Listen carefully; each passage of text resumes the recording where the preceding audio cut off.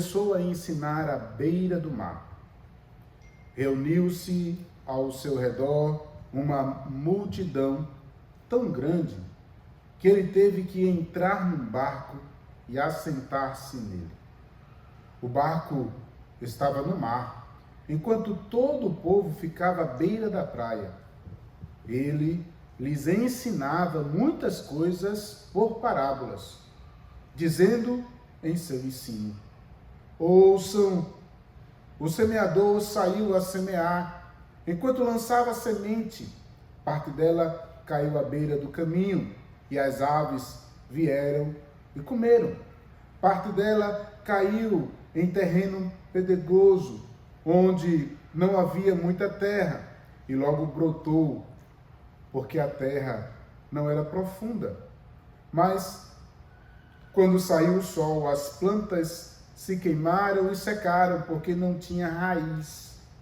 Outra parte caiu entre os espinhos, que cresceram, sufocaram as plantas, de forma que ela não deu o fruto. Outro ainda caiu em boa terra, germinou, cresceu e deu boa colheita, a 30, a 60 e a 100 por um. E acrescentou: aquele que tem ouvidos, ouça. Para ouvir, ouça. Quando ele ficou sozinho, os 12 e outros que estavam ao seu redor lhe fizeram perguntas acerca da parábola. E ele lhes disse: a vocês foi dado o mistério do reino de Deus. Mas aos que estão fora, tudo o que é dito por parábolas, a fim de que, ainda que vejam, não percebam.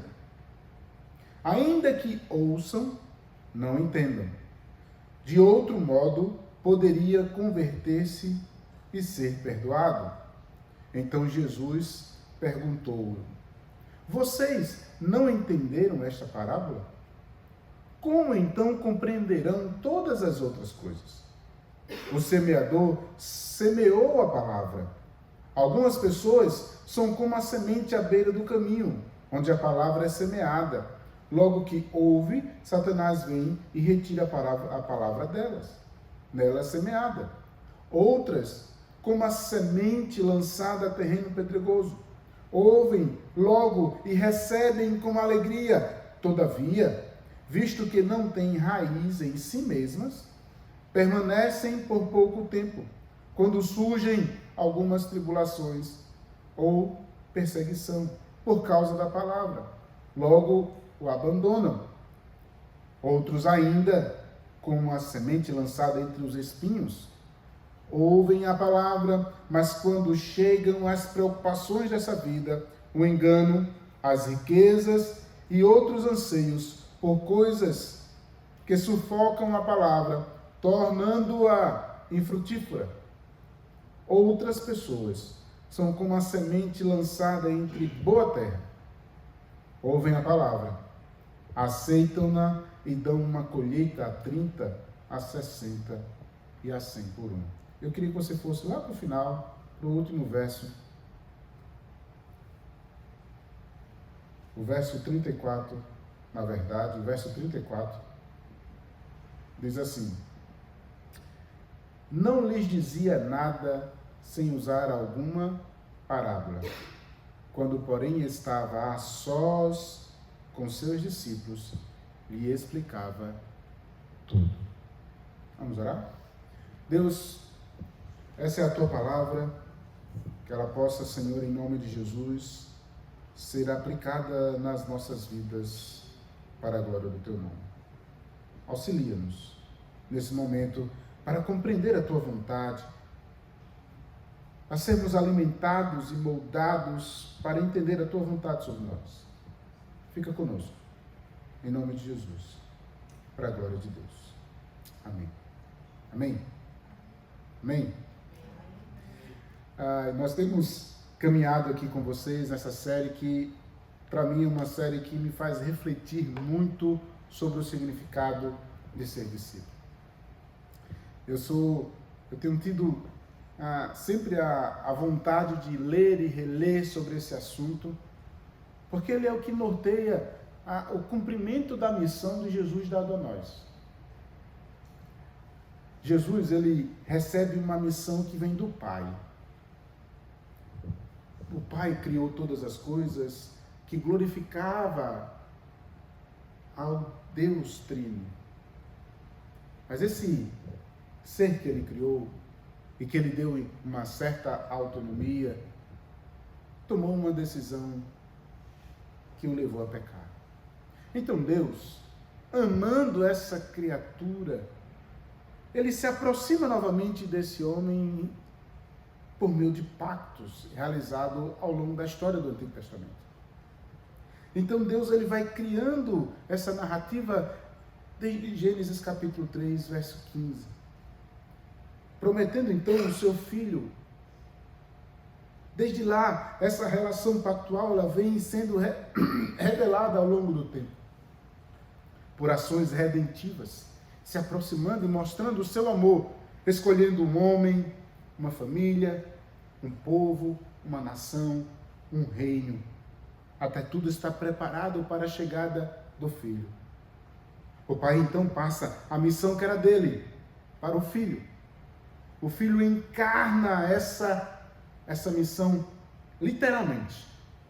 Ele vem, nasce, encarna, para viver entre nós, para viver no meio dos seus discípulos, para escolher, para caminhar, para atrair para si algumas pessoas, para anunciar esse reino. Então ele cumpre aquilo que foi exigido pelo Pai, morrendo então na cruz do Calvário, e quando ressurreto, ele olha para os seus discípulos, agora já treinados, não absolutamente, mas treinados para dar continuidade à obra do Pai, que passou para o Filho, e que agora, movidos pelo Espírito, eles dão continuidade à obra de Jesus. Eu não sei você, mas por muitas vezes, nós adentramos a algumas igrejas em que a percepção da doutrina, ela não é tão fácil de ser compreendida, e ela tira de nós, quando nós não a conhecemos, tira de nós algumas posturas que deveríamos ter diante dessa revelação dada a nós. Quando Jesus ele nos escolhe, quando Jesus ele nos atrai para nós, quando ele nos dá vida, e ao nos dar vida, essa missão que foi dada do Pai para o Filho, agora cheios do Espírito, é passada para os seus discípulos, de dar continuidade ao que Jesus fez. Eu não sei você, mas isso às vezes não é tão claro na mente de muitos dos que são discípulos, que estão dentro das igrejas. Ser alguém que dá continuidade à obra de Jesus traz sobre nós uma responsabilidade. Conjuntamente a essa responsabilidade, a essa missão, vem o sacrifício de Jesus, e como diz o autor de Hebreus, ele assumiu o papel do sumo sacerdote. Jesus agora é o nosso sumo sacerdote e nos trouxe a uma responsabilidade agora, selados pelo Espírito, para sermos sacerdotes. Pessoas que se aproximam de Deus para se aproximarem de outras pessoas. Pessoas que amam a Deus para amarem outras pessoas. Pessoas que se aproximam e recebem vida para levarem vida a outras pessoas. Mas infelizmente, por não compreenderem tanto essa disciplina, ou melhor, essa doutrina, acabam passando as responsabilidades que é dada ao discípulo para um grupo específico de pessoas. E olhamos para as pessoas que estão na liderança, para aqueles que estão assumindo o episcopado, a vida pastoral, e dizendo assim: essa não é minha responsabilidade, essa é sua responsabilidade. Não é bem assim que a Bíblia diz. Jesus envia os seus discípulos para fazerem discípulos. Dentro dos dons de que Deus nos dá, Ele nos capacita com dons específicos para que alguns tenham essa capacidade de treinar outros, mas não necessariamente excluindo dos discípulos a responsabilidade de cumprir a missão, cuidar de pessoas e fazer novos discípulos. Essa roda gigante que a igreja assume com certas programações rouba, tira dos discípulos essa responsabilidade. E é nos aprofundando nesse texto e no método que Jesus faz, é que nós começamos a observar Jesus discipulando no meio da multidão, falando do reino de Deus em meio a muitas pessoas. E aqueles que se destacam são aqueles que dão ouvido ao ensinamento, acolhem e são instruídos por esse Jesus, pelos seus ensinamentos. E o que nos chama a atenção é que hoje não é muito diferente, ou não deveria ser tão diferente. E a multidão deveria então ter no nosso meio tantos discípulos quanto não discípulos.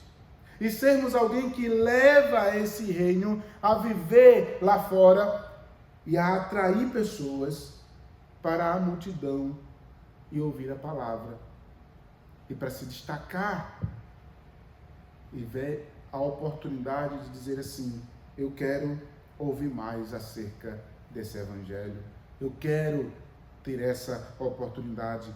Hoje nós devemos ter a percepção e a oração de dizer: Deus, como vamos criar essas multidões? Onde é esta multidão? Mas ao mesmo tempo nós vemos Jesus cuidando dos seus discípulos em um grupo menor. Olha o texto que nós acabamos de ler. Eu queria ver alguns versículos com vocês. Preste atenção no verso 10. O verso 10 diz: quando ele ficou só. Em outras palavras, quando a multidão se dispersou.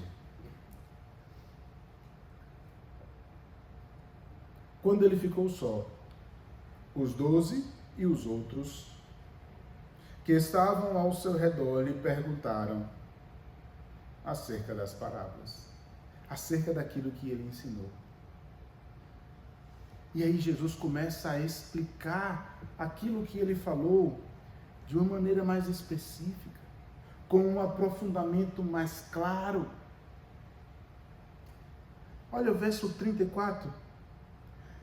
Não lhes dizia nada sem usar alguma parábola, quando porém estava a sós com seus discípulos, ele explicava tudo. Então, claramente nós podemos ver que existem níveis de discipulado, níveis de pessoas que estão nesse processo de aprendizado de Jesus. Alguns que estão na multidão, e dentro da multidão, estão naquela massa cinzenta, sem assumir a responsabilidade, como que se escondendo e não fazendo muita questão. Mas eu entendo que ali é um lugar bom e eu quero participar, mas eu não quero assumir compromissos. Mas aqueles que são discípulos, eles ouvem, acolhem e encarnam aquilo que é ensinado. Mas qual é o próximo passo para que eu possa então me aprofundar mais ainda dentro dos propósitos, dentro dos ensinamentos, dentro daquilo que tem para nós? É exatamente ter a capacidade de estar num grupo menor. Num grupo menor, e nesse grupo menor de Jesus ele traz esclarecimentos, ele aprofunda os ensinamentos com algo exclusivo que muitas vezes não é dado à multidão. Perceba nesse texto, o que Jesus fala é de uma forma tão profunda que não foi a mesma coisa que ele disse para a multidão. Ele traz experiências que só é vivida para o grupo menor. Por exemplo, é com um grupo menor que Jesus tem a celebração da Santa Ceia. Não foi para a multidão. Por exemplo, é com um grupo menor que Jesus se apresentou andando por sobre as águas. É para o grupo menor que Jesus se revela de uma forma mais íntima. Inclusive, falando das suas fragilidades. Ah, pastor, você está dizendo que Jesus é frágil? Não, estou dizendo que Jesus, ele teve empatia de, inclusive, em um grupo reservado, mostrar as suas fragilidades. Mas também esse Jesus é para o grupo pequeno, que ele desafia esse grupo a se engajar na missão. Hoje eu quero levar você, levar nós como igreja aqui, um grupo ainda pequeno, a começar a compreender essa percepção do discipulado de Jesus, no modelo em que ele vem como um profeta, pregando a palavra, como sacerdote cuidando, orando, como rei treinando pessoas, alcançando essas pessoas em um grupo, em um nível de multidão, em um grupo menor e em um grupo individual. Esse ainda a gente vai falar sobre ele. Hoje eu queria me deter com esse grupo menor e trazer para nós o desafio da reflexão, de entendermos que nós também precisamos de um grupo em que a gente tenha a capacidade de conversar, dialogar, ter experiências que são, como posso dizer, princípios de mutualidade da Bíblia. A Bíblia, ela traz diversos princípios que devem ser vivenciados pelos discípulos. Esses princípios da mutualidade, eles principalmente devem ser vividos em grupos menores. Eu vou citar aqui para vocês alguns textos. Por exemplo, Romanos 12:10 diz assim: dediquem-se uns aos outros no amor fraternal. Irmão, num grupo de 100 pessoas, se dedicar uma a uma é um negócio complicado. Mas se você tem um grupo menor, você consegue identificar, você consegue ouvir, você consegue fazer o que Romanos 12:15 diz: alegrem-se com os que se alegram, chorem com os que choram.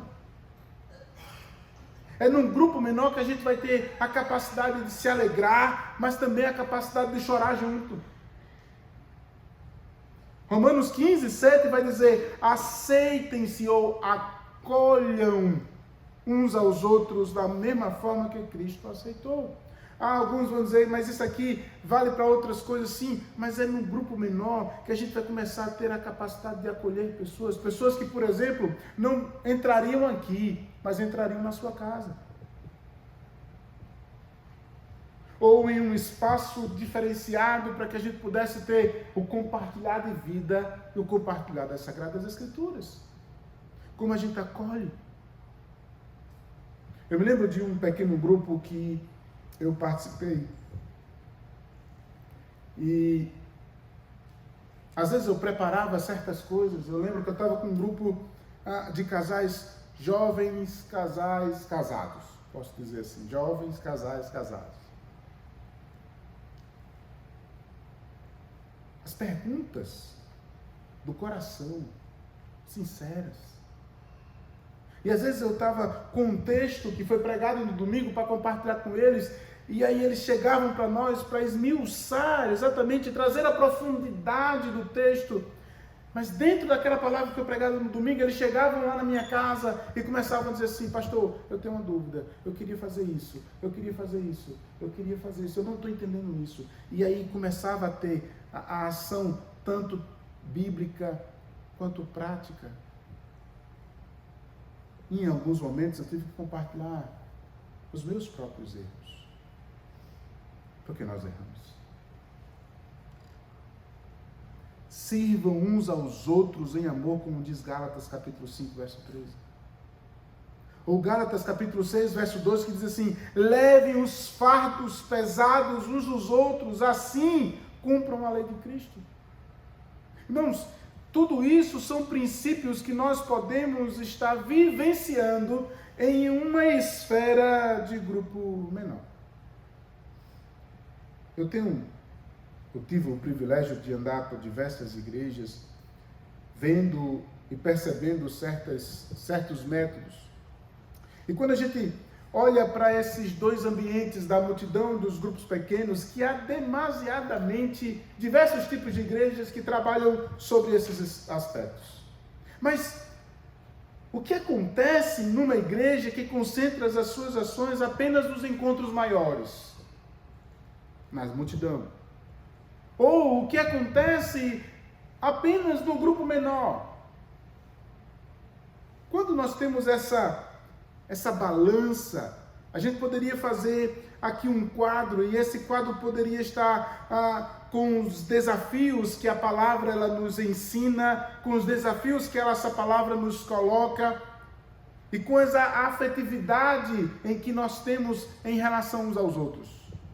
Quando uma igreja ela não tem uma boa pregação, e ela não tem uma boa afetividade, o que acontece com a igreja é apatia e desconexão. Essa igreja está com a tendência de ir para a UTI. Ela está prestes a morrer. Porque ela nem é desafiada pela palavra, ela é encarada pela palavra, e nem tem a afetividade dos irmãos nos relacionando uns com os outros.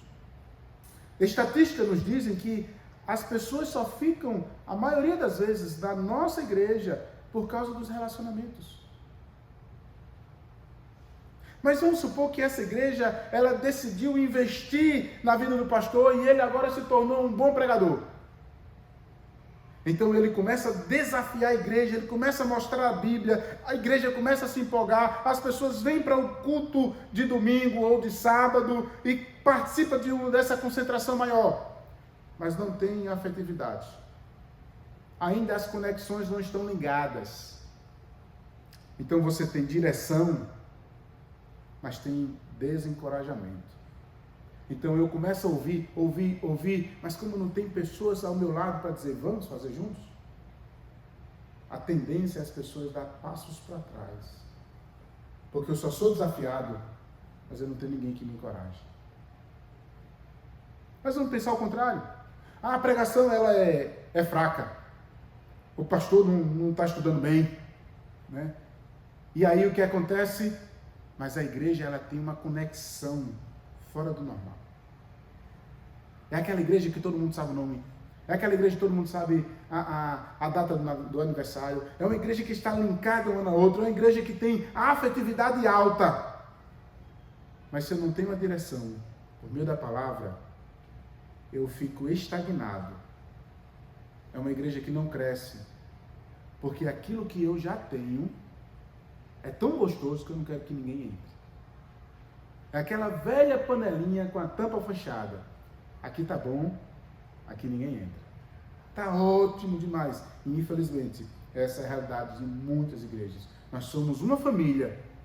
A pregação é um tanto devagar, mas a gente está aqui, suportando um ao outro. A gente não está cumprindo a missão de Deus. O que é que nós deveríamos então fazer? É juntar essas duas ideias. Tanto um desafio por meio da palavra, do ensinamento, levar as pessoas a terem essa mensagem que nos atrai, que nos desafia, que nos faz entender as verdades das Sagradas Escrituras, mas ao mesmo tempo ter uma igreja que é afetiva. Tanto nos encontros grandes, mas também, principalmente, nos encontros menores. Quando eu tenho isso, eu tenho transformação e encorajamento. Eu começo então a ter ousadia para avançar para o reino, para levar pessoas para ouvir a palavra e também para cuidar de pessoas. porque a palavra, ela nos mostra como devemos fazer isso. Somos desafiados a sair da multidão, a nos tornarmos discípulos. Somos desafiados a participar e ter a capacidade de dizer assim, eu quero ser instruído também. Eu louvo a Deus porque ainda hoje, eu tenho pessoas com quem eu posso me consultar, me mentorear. Ainda hoje, eu sinto falta, por exemplo, de um grupo de pastores amigos, que todas as semanas, quando eu estava em João Pessoa, todas as semanas, sem cessar, ou nós almoçávamos juntos uma vez na semana, ou nós tomávamos um café no final da tarde, com o propósito de nós orarmos, com o propósito de compartilhar a vida. Em alguns momentos a gente só falava de problema de igreja. Eu dizia, basta de problema de igreja em nome de Jesus. Vamos falar de nós. Vamos orar. E ali nós compartilhávamos vida uns com os outros. Irmãos, o quanto isso é importante para nós. Nós não temos ainda o início desse pequeno grupo. Mas é algo que Deus tem colocado no meu coração para que a gente tenha uma direção, uma pregação forte, a capacidade de nós nos influenciarmos e ensinarmos uns aos outros, encorajando a nossa relação como irmãos em Cristo, mas também dando a profundidade por meio de relacionamentos com grupos pequenos. Deus irá nos dar as estratégias para como realizarmos isso, para que você também possa ter essa percepção de ser e de usar esses princípios da mutualidade e ser alguém que vai suportar, ser alguém que vai se alegrar e chorar, ser alguém que vai aconselhar e viver esse nível do discipulado, sendo em alguns momentos o discipulador, em outros momentos aquele que vai ser discipulado. Temos já desfrutado aqui, por enquanto, alguns que estão chegando na igreja, a gente já tem feito alguns estudos específicos, mesmo que online, o quanto tem sido importante e como nós temos compartilhado vida com essas pessoas, tem sido maravilhoso. Mas esse texto, para nós terminarmos, nos chama a atenção para uma terra. Eu não vou me aprofundar no texto de maneira específica, um texto bastante conhecido, uma parábola que Jesus usa, a parábola do semeador, onde ele lança essa semente em 4 tipos de terras, mas apenas uma, apenas a boa terra, dá frutos. Ouvindo e lendo algumas pessoas, mas especialmente lendo um texto, me chamou a atenção que por muitas vezes a gente está olhando para esse texto e dizendo assim, porque a palavra de Deus entrou no coração de fulano, e ele era terra de espinho, ou terra de pedregoso. Mas o que chama a atenção é que a terra boa é uma terra que é cuidada.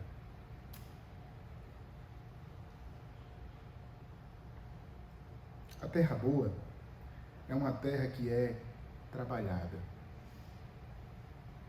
A terra que dá frutos é uma terra que tem alguém arando, cuidando da terra. Eu e você precisamos também estarmos atentos, tanto para que alguém cuide, como também para a mensagem que a gente esteja levando para as pessoas, a gente esteja cuidando da terra. Esse é um detalhe que passa às vezes despercebidos nesse texto. Mas é claro que há algumas terras que por mais que a gente ore, que por mais que a gente faça, o próprio texto deixa claro. Jesus diz, alguns vai ser ministrado, mas eles não são terras que vão ser frutíferas. Ainda que vejam, não vão perceber, ainda que ouçam, não vão entender. Porque só vão entender se o Espírito Santo estiver na vida deles e tiver um mover do Espírito. Mas Jesus nos chama a atenção aqui para também Cuidar. Cuidar. Cuidar da terra. Eu não sei vocês, mas todas as vezes que eu me debruço para estudar sobre discipulado, e esse é um tema que eu me volto todos os anos.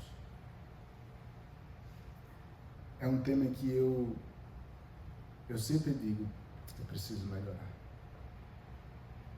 Eu preciso ser um melhor discípulo de Jesus e eu preciso cumprir o propósito da missão de discipular pessoas. E isso nos traz alegria. Porque fazer discípulos para Jesus é uma coisa que dá muito trabalho. Por isso a necessidade de cuidar da terra. Essa semana eu precisei de uma pessoa. E essa pessoa, quando eu entrei em sua casa, eu me surpreendi com algumas coisas que eu vi na casa. E eu voltei para minha casa e disse assim, o que é que eu posso fazer para ajudar essa pessoa? Para levar essa pessoa ao conhecimento do verdadeiro Jesus. E eu tenho orado. E eu tenho certeza que Deus vai me dar a oportunidade de fazer aquilo que a gente falou semana passada. Orar, servir, comer junto, ouvir, para depois apresentar o Evangelho. Quem é que você tem colocado no seu coração para você ser alguém que está influenciando a sua vida, que está cuidando da terra, para que o Espírito Santo entre e transforme vidas? Eu quero desafiar você a sonhar com esta igreja, a sonhar com uma igreja visionária, uma igreja que impacta a sociedade, uma igreja que influencia a cultura, uma igreja que é desafiada pelos desafios das Sagradas Escrituras, mas é transformada por ela, movida para cuidar e ser cuidado. Convido você a, como discípulo de Jesus, dizer, eu quero fazer parte disso. Eu quero ser um verdadeiro discípulo de Jesus. Eu quero ter essas experiências. Eu quero ter o aprofundamento. Eu quero ver Jesus fazer coisas especiais. E eu não sou melhor porque eu sou o pastor. Nós não temos diferença diante de Deus. Eu não tenho um cartão VIP porque eu sou pastor. Não. Eu e você temos a mesma essência. O Espírito Santo que nos deu vida, ousadia, capacitação. Precisamos crer nesse Deus que nos chamou para cuidar, colocar em prática e viver aquilo que Deus tem para nós, como família, como comunidade, como igreja do Betel, aqui em Nazário. Vamos orar?